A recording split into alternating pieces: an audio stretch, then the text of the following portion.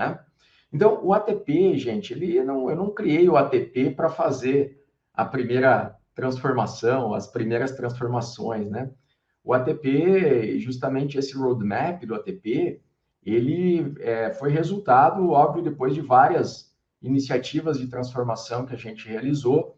A gente identificou, então, quais foram os principais passos que nós seguimos dentro desses planos de transformação e acabamos, então, construindo esse roadmap de 8 passos e levando em consideração tudo daquilo que se fazia necessário, então, para ter uma visão clara do trabalho que precisava ser feito e de que forma a gente poderia trabalhar, então, os ciclos, né, de inspecionar e adaptar até todo esse processo aí, né? Lembrando que o ATP, ele vai ajudar vocês a iniciar a transformação de uma equipe e vocês podem levar isso, escalar isso, né, para múltiplas equipes, né, mas aí, obviamente, você vai precisar de algumas mudanças até organizacionais, um pouco mais avançadas, que eu vou mostrar aqui para vocês também. Mas o primeiro grande passo é a gente conseguir construir essa primeira visão, né, de uma equipe multifuncional dentro de uma organização, que muitas vezes ela vem de uma estrutura hierárquica tradicional, de um modelo tradicional de gestão, e que está buscando, então, fazer essa mudança, essa transformação, e o nosso ATP aqui, então, ele dá o pontapé inicial para vocês iniciarem esse processo de mudança, que é um dos trabalhos muito importantes aí do EduCoach, promover essa mudança e depois trabalhar a sustentação, né? A sustentação, ela não é uma tarefa menos difícil, né? Mas o grande desafio é a gente conseguir mudar, fazer essa primeira mudança e obter resultados positivos com ela, e a partir desses resultados positivos a gente conseguir apoio e suporte para poder levar isso para as demais áreas da organização, né? A gente começou o trabalho, né, nessa organização justamente fazendo um alinhamento executivo, né? Foi aquele trabalho que vocês fizeram lá na primeira etapa do ATP, para entender qual é que era justamente as expectativas da organização, definindo por onde a gente iria começar, o tempo, né? Todos aqueles aspectos que se levam em consideração dentro do alinhamento executivo, que é muito importante para fazer aqui o nosso acordo de trabalho. Na execução do plano, a gente entendeu que não era só o grande objetivo da organização, vocês vão ver depois, né? Ela cria, no início, uma versão inovadora, apenas por software. Depois a gente entendeu que tinham outros interesses por trás, que no momento do alinhamento acabaram não vindo à tona, não foram de fato declarados, ou não foram talvez identificados por nós, e nem mesmo pela alta gestão naquele momento, talvez, ou ela até sabia e não quis expor isso, né? A gente não chegou a investigar quais foram os motivos, mas durante a execução do plano, a gente identificou que existiam mais interesses do que simplesmente ter um software inovador para a feira. Vocês já vão ver isso depois que eu vou apresentar para vocês. A gente trabalhou na construção de um plano de trabalho, né? Nós realizamos, obviamente, aquelas primeiras etapas, né, que vocês trabalharam aqui no plano, né? A gente analisou, então, obviamente, quais seriam os objetivos e expectativas, né? A gente trabalhou uma análise da situação atual e que aí, então, todo aquele estudo de caso trouxe para nós aqueles problemas, aquelas situações. A gente identificou meios, o que poderia ser feito, mas, em resumo, nós estabelecemos um plano de trabalho. Plano de trabalho que era esse aqui, o que será feito, né? E nós definimos 3 grandes objetivos aqui para o nosso ATP. O primeiro era preparar o ambiente e formar a equipe.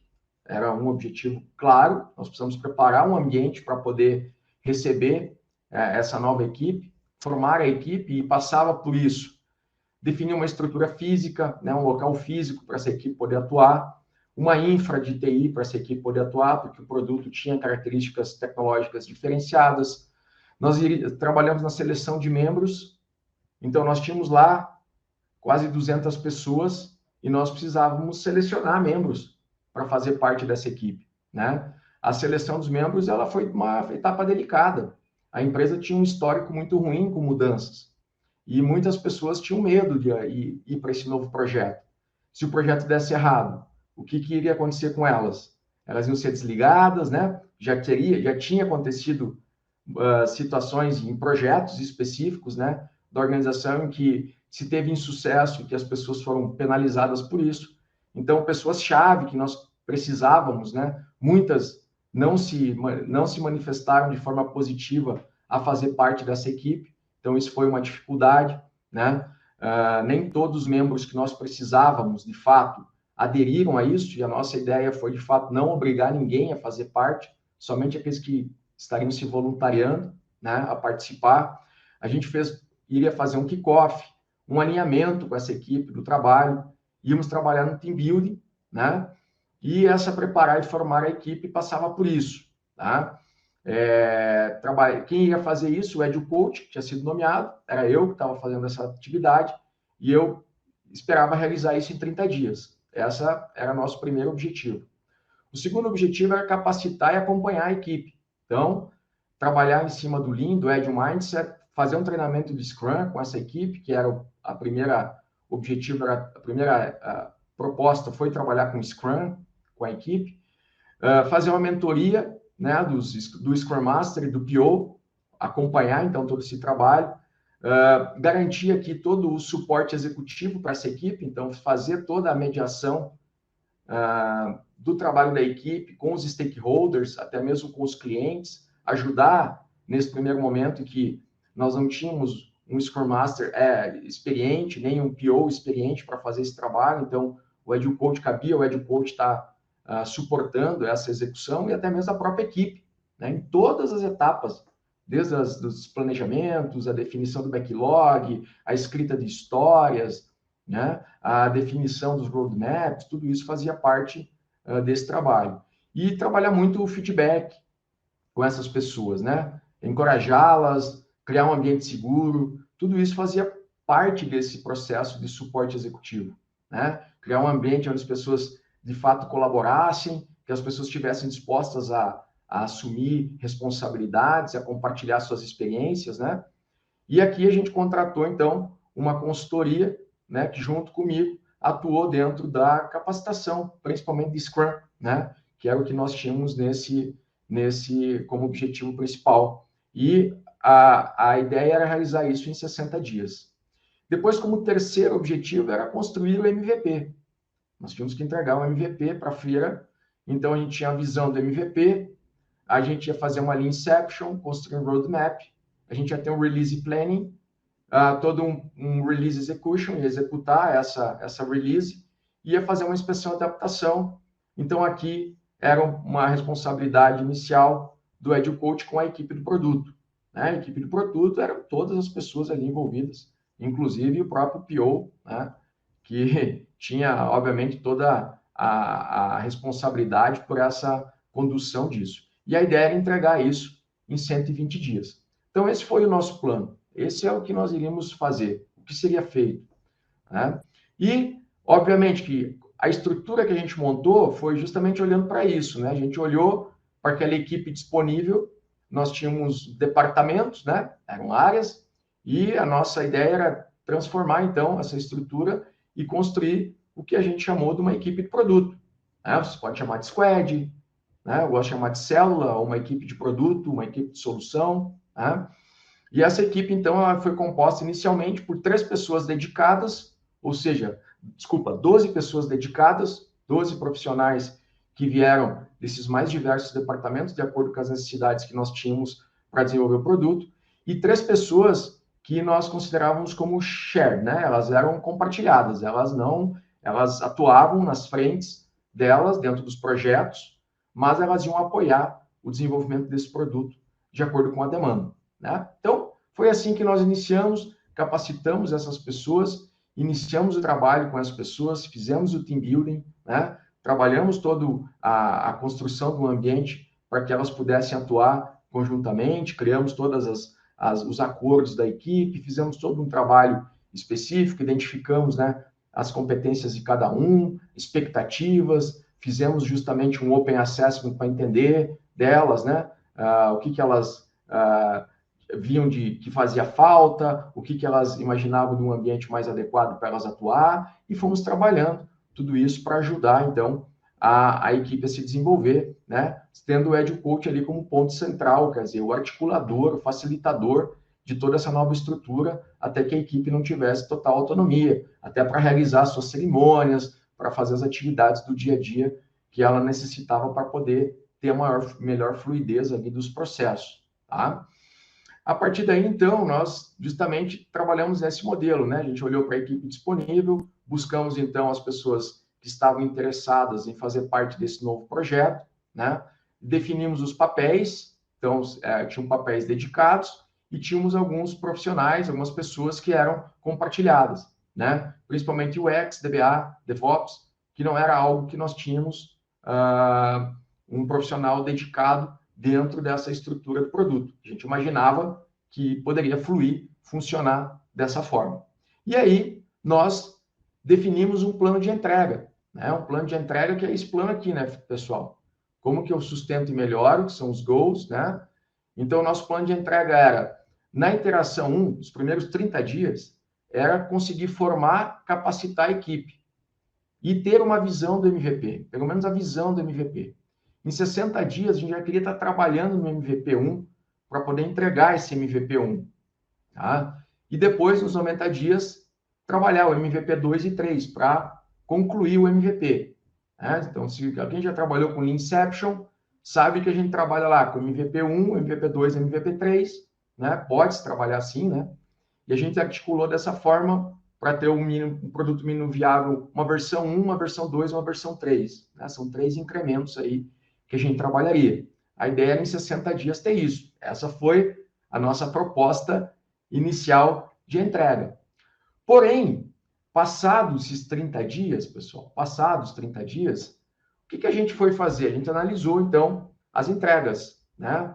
A gente tinha uma proposição de entregar a formação da equipe e a visão do MVP. A gente conseguiu formar a equipe apenas, né? Trabalhar a formação, a capacitação da equipe, mas a gente não conseguiu construir a visão do MVP. A gente não teve tempo, não teve disponibilidade, não teve capacidade para fazer isso, né? E quais foram os resultados que a gente alcançou? A gente formou a equipe e a gente capacitou a equipe. E o que a gente aprendeu? Que a gente tinha uma dependência crítica dos papéis. Aqueles papéis que inicialmente a gente imaginava que poderíamos usar eles de forma compartilhada, não foi possível. Eles não tinham a disponibilidade que a equipe necessitava para poder participar de todos os momentos que a equipe necessitava do apoio deles, para as definições, para várias situações específicas, né, que a equipe necessitava. E isso realmente acabou comprometendo a entrega da visão do MVP. Né? E o X era indispensável para isso. O DBA também era indispensável. E o DevOps também era indispensável para várias definições. E aí a gente não conseguia avançar, a gente ficava parado, né, em virtude da falta de disponibilidade deles. Tá? E a gente entendeu que, então, a equipe também tinha competências técnicas insuficientes. Né? Quer dizer, a gente precisava de buscar, né, adicionar nessa equipe novas competências. Né? E aí foi o que a gente foi trabalhar, negociar, para que a gente pudesse, então, reestruturar essa equipe. Tá? Já nos primeiros 30 dias, a gente foi buscar, então, do quê? Incorporar esses 3 papéis dentro da equipe. Então, eu tive que ir lá, negociar com o Tiranossauro, né? Buscar o apoio dele, negociar com os coordenadores aí de cada uma dessas áreas, para que pudesse, então, disponibilizar uma pessoa full-time para poder atuar junto com essa equipe de uma forma dedicada. E a gente incorporou, então, mais essas 3 competências dedicadas para a equipe. Então, as 3 pessoas que eram share dentro daquela proposta, a gente incorporou, tornando a equipe o quê? A equipe mais autônoma, a equipe empoderada para poder resolver todos os problemas e todas as situações que ela tinha relacionadas à entrega de valor que ela estava se propondo a fazer. Tá? Então, isso foi uma negociação. Só que eu só consegui fazer isso baseado em informações. Quer dizer, eu tive que justificar. Quer dizer, a gente tem dependência crítica, demonstrei isso de que forma? Olha, em diversos momentos as equipes não puderam trabalhar ou ficaram na dependência de definições, ficaram na dependência de trabalhos que deveriam ser feitos pelo UX, pelo DBA, que não foram entregues no prazo. e isso comprometeu muito a nossa evolução, ok? E aí a gente fez um novo planejamento. Quer dizer, então, a gente já estava com a equipe capacitada, a gente já estava com a equipe formada da forma ideal agora, ok? Então a gente tinha condição, de fato, de trabalhar com a visão do MVP. Então a gente queria para os próximos 30 entregar a visão do MVP e nos 60 ter o MVP 1 e nos 90 o MVP 2 e 3. E aí estouraria o nosso prazo de 120 dias para entregar. Concorda? A gente já trabalhou 30, passou 30. Eu teria mais 90 para entregar. É nisso que a gente estava focado para trabalhar, que iria expirar aquele prazo dos 4 meses para entregar esse produto. Perfeito? Para entregar essa versão inovadora. E aí nós trabalhamos esses 30 dias. E aí nós, então, no final desses novos 30 dias, conseguimos ter, de fato, a visão do MVP. A gente trabalhou, que resultados a gente obteve? Integração de novos membros, a gente conseguiu integrar esses novos membros. A gente trabalhou num release planning do produto, a gente conseguiu finalizar, e a gente trabalhou também numa nova capacitação técnica da equipe, tá? E aí a gente entendeu que o desenvolvimento ágil dependia de competências técnicas, e a gente entendeu assim, olha, poxa vida, e agora? O orçamento e o prazo que está estabelecido não vão ser suficientes. Não vão ser suficientes. Ele não vai conseguir entregar com esse orçamento e com esse prazo. E isso gerou um sinal de alerta muito grande, né? Começamos a correr riscos, né? Porque essa era a nossa percepção naquele momento. Mas, o que aconteceu? A gente entendeu que, refletindo e criando, fazendo uma análise, né? Então, nós avaliamos que a gente poderia, de fato, melhorar até mesmo o desenvolvimento do produto. Por quê? A integração desses novos membros aí, elas nos trouxe novas competências. E quem trabalha com desenvolvimento, né? Especificamente quem trabalha com desenvolvimento ágil e de tecnologia, sabe, né? Eu tenho um front, eu tenho um back, eu posso ter, né? E muita coisa que nós estávamos imaginando, que a própria equipe tinha estruturado para que fossem tratadas, por exemplo, na camada de front-end, o DBA conseguiria resolver isso na camada do back-end, okay? Lá no banco de dados. Então, validações, várias procedures, vários processos que nós imaginávamos que íamos ter que desenvolver isso dentro de uma camada de aplicação, eles conseguiram, então, desenvolver isso na camada do banco de dados. E isso encurtou muito o esforço que nós íamos ter. Outra coisa foi o UX, que o UX começou a criar padrões de tela, modelos, ele acabou escolhendo, olha, por que a gente vai desenvolver uma interface, a gente pode comprar skins já pré-definidos, né, que a gente só personaliza. Então, foi investido e feita aquisição em skins, em definições. Então, nós tínhamos alguns templates de cadastro, de relatório, isso aqui, que começou a minimizar o impacto do desenvolvimento, né, da codificação, porque se usava templates, se usava todas essas questões aí em cima do planejamento. E aí nós revisitamos, então. Nós trabalhamos para mais 30 dias para frente. Aqui nós já estávamos indo por 90 dias, tá? Então, nós temos uma interação de mais 30 dias, aquele ciclo fechou com esse resultado. E nós planejamos para mais 30 dias, estávamos entrando até o terceiro mês já aqui. Então, nós queríamos entregar em 90 dias o MVP 1, nos 120 o MVP 2 e nos 150 o MVP 3. A gente ia estourar 30 dias aquele prazo de entrega. Mas, de qualquer forma, pelo menos o MVP 1 e o 2 estariam entregue. Ia ficar perfumaria para o MVP 3, ok? A gente ainda estava a salvo. E o Tiranossauro até contente com toda essa interação, até porque ele estava vendo resultados do trabalho de uma forma bem adequada. Tá? E aí nós rodamos mais 30 dias. No final desses 30 dias, o que aconteceu? A gente entregou o MVP 1, a gente conseguiu trabalhar numa revisão do MVP 2 e do 3, e a gente entendeu assim que o prazo não era mais um problema, porque com toda aquela implementação, com aquele novo reforço que a gente teve, tanto da parte de DevOps, como da parte de UX, como da parte de DBA, a gente entendeu que poderia otimizar o desenvolvimento do MVP 2 e 3. Tá? Otimizar isso. E que, de fato, a gente teria como trabalhar a entrega do MVP 2 e do 3 para os próximos 30 dias, que fecharia aí os 120. E a gente entendeu que faltava conhecimento do Scrum. Algumas dificuldades a gente estava tendo. O que faz com história que não terminou num sprint, vai para o outro. Aquelas coisas que todo mundo já passou. E tudo isso, a granularidade, trabalha com itens de trabalho ou não, cria tarefa para isso ou não, trabalha com planning poker ou não. Essas coisas começaram a vir à tona, começaram a vir discussões nesse sentido. E aí nós entendemos que precisamos reforçar um pouco mais o conhecimento, mas não foi o foco que a gente deu nesse momento. A gente sabia que tinha uma urgência na entrega desse produto. E nessa review, né, nós replanejamos todo esse trabalho.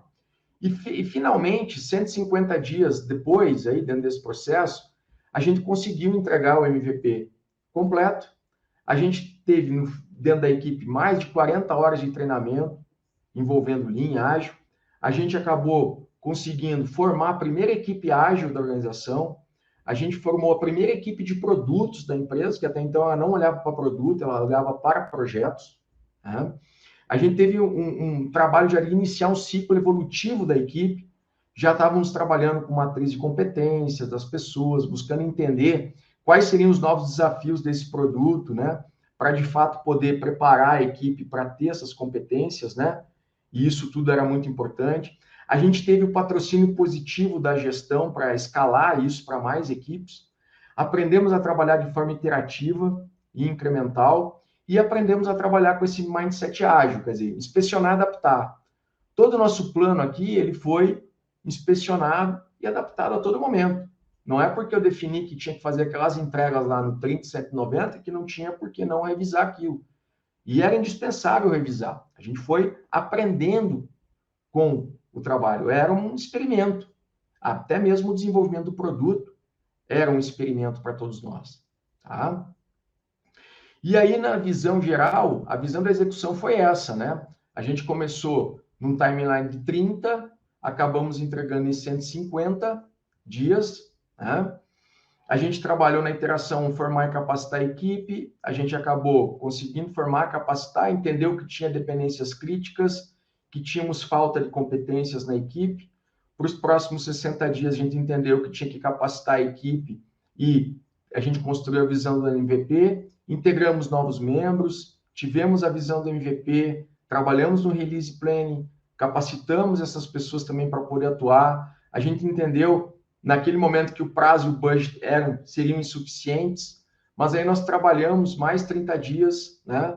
Entregamos o MVP 1 aqui, então, e revisamos o 2 e o 3, entendemos que o prazo não seria mais um problema, que faltava conhecimento Scrum e que o MVP 2 e 3 foram otimizados, né? Foram otimizados. A gente conseguiu, de fato, entregar, né, nos 120 dias o MVP 2, né?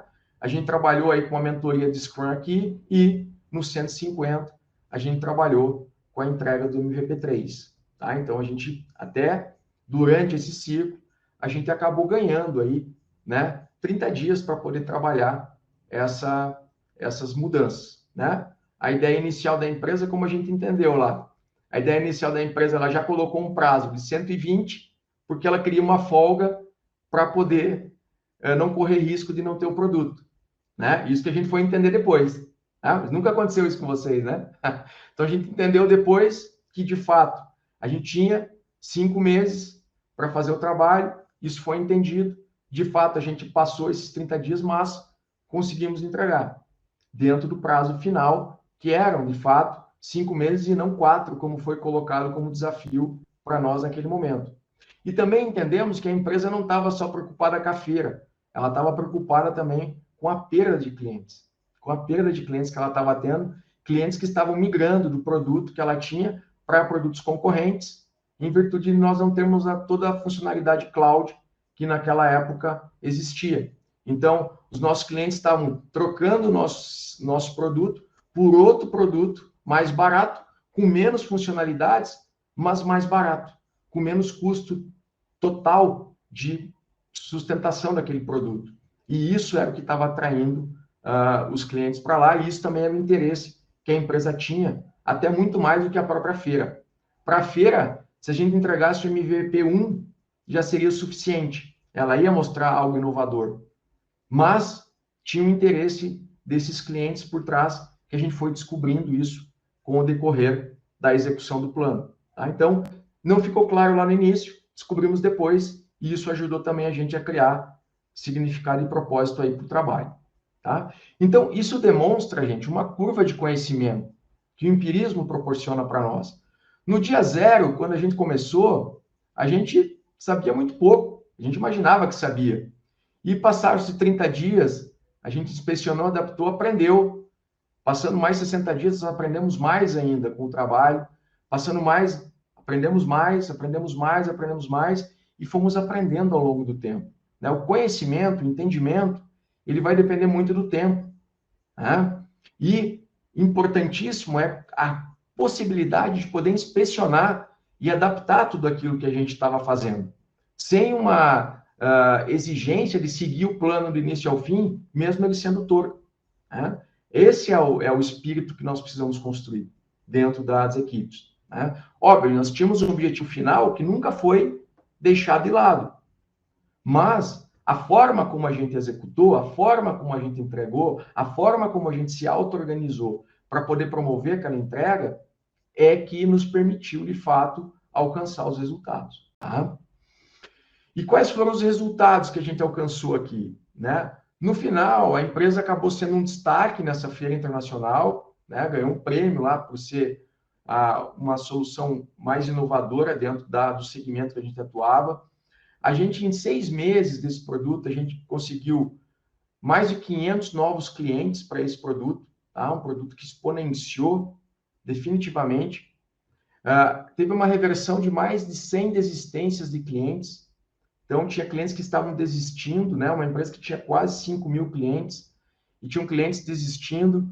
A gente conseguiu evitar uma evasão aí de quase 80 mil reais mensais de receita, que a empresa, de fato, tinha, e ela tinha urgência nisso, né? Ela tinha urgência, então ela teve que... O que aconteceu? Ela negociou com esses clientes, olha, não desista do sistema, nos dê aí 4 meses para a gente entregar um novo produto para você. Olha o nosso compromisso. Né? Isso a gente não sabia, a gente ficou sabendo depois, no meio do processo. Né?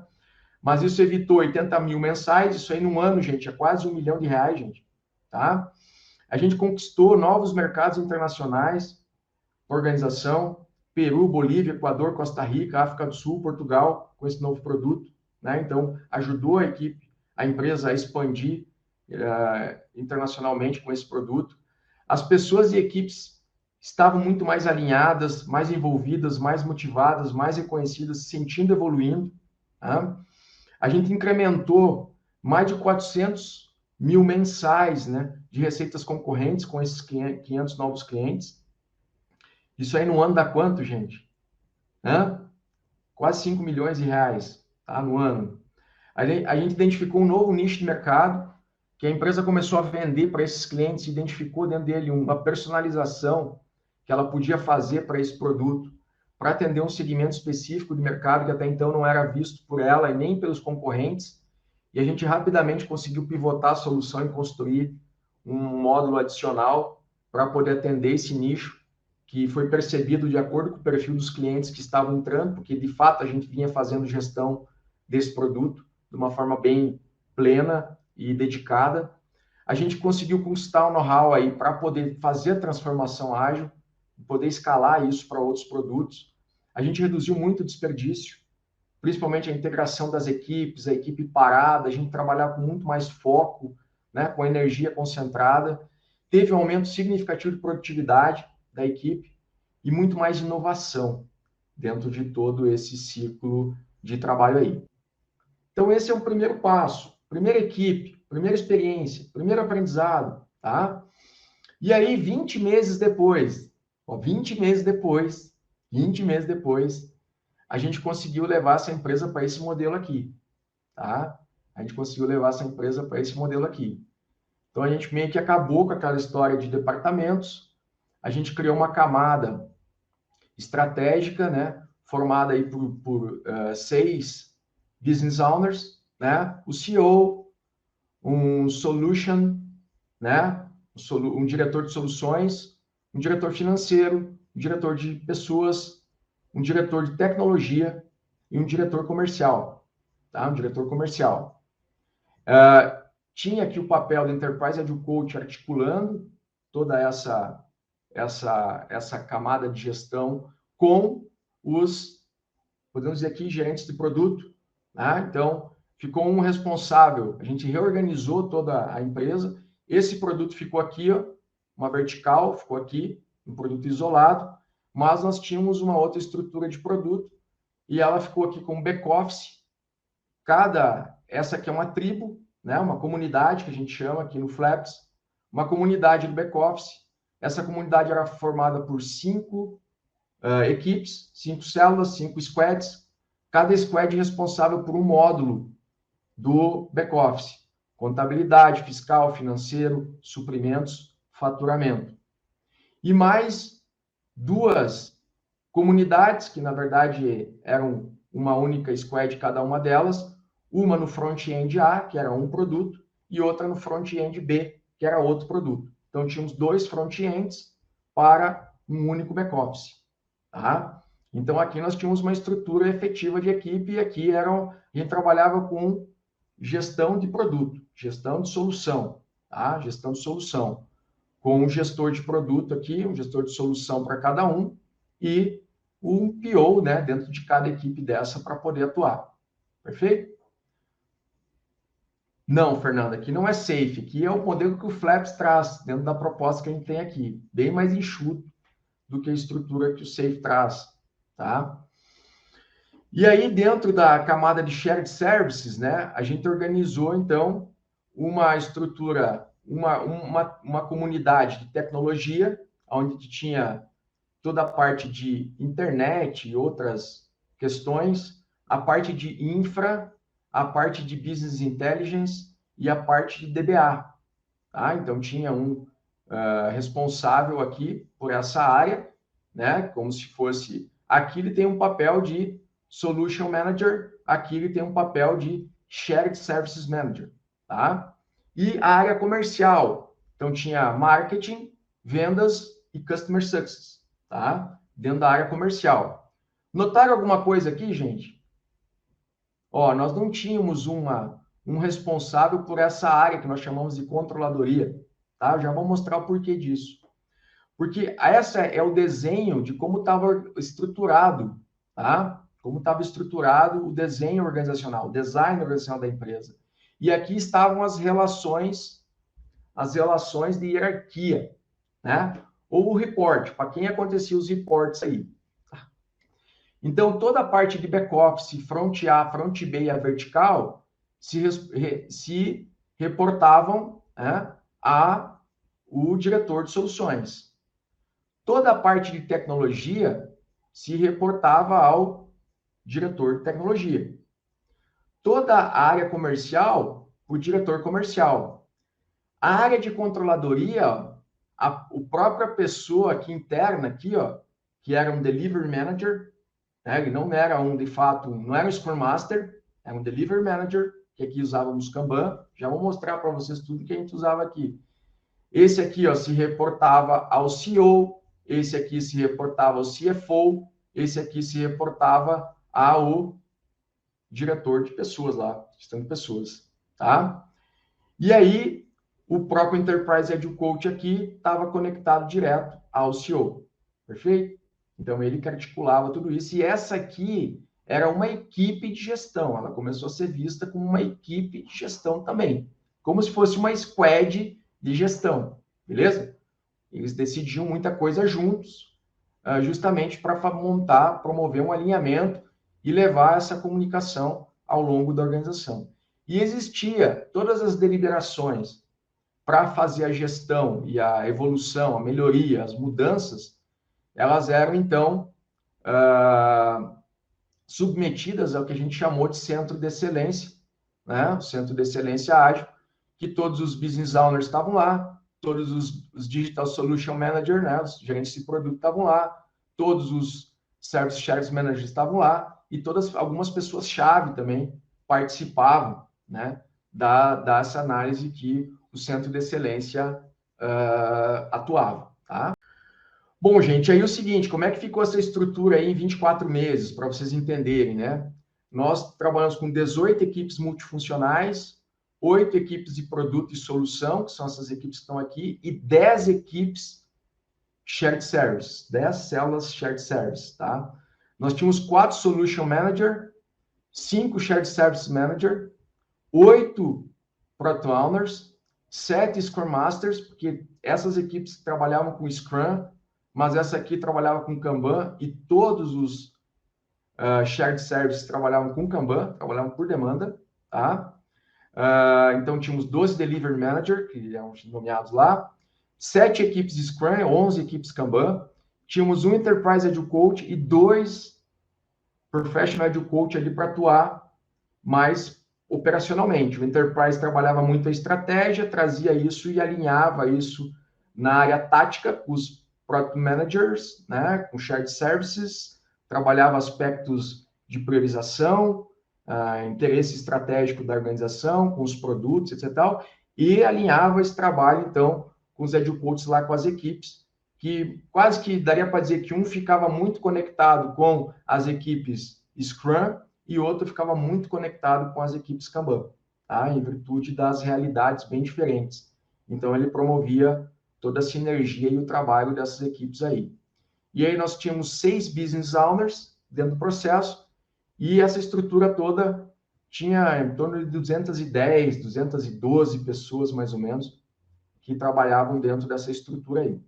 Tá? Se você olhar para isso, gente, você diz, mas uma empresa, 200 e poucas pessoas, com uma empresa de desenvolvimento de software, ela é já uma empresa média para grande, né? Como é que eu faço isso, gente? Dá para escalar isso? Dá.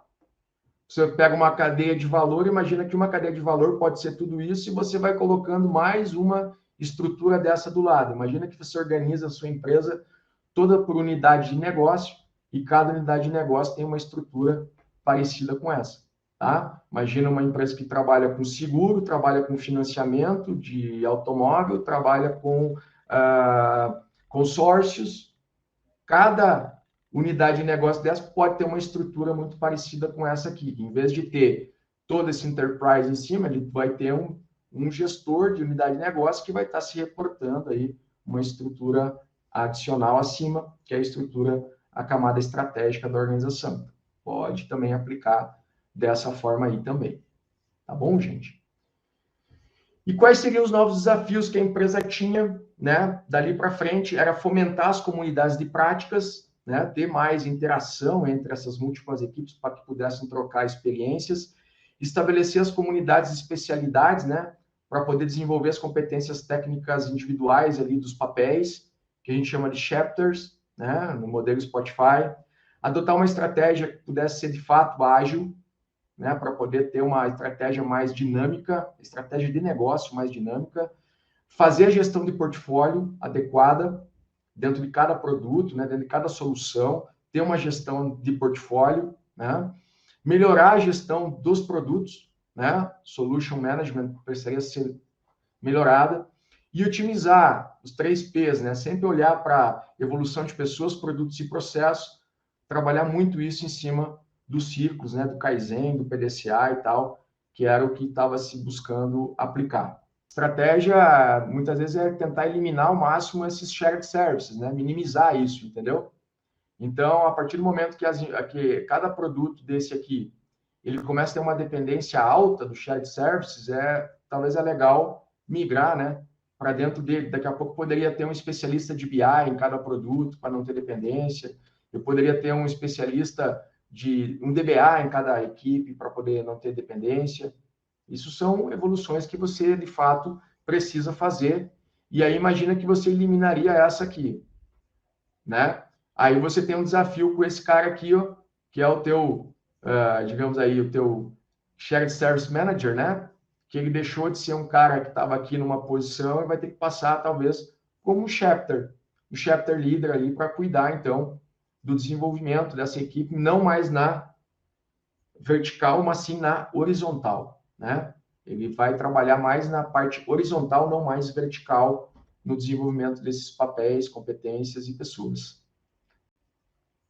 Então aqui a gente está indo, dando um passo a mais, né? Trabalhamos uma equipe, criamos a força, criamos o resultado, mostramos que dá para fazer diferente, que conseguimos gerar resultados diferentes, e aí o próximo passo é levar isso, escalar isso, e aí o desafio, obviamente, passa a ser um pouquinho maior.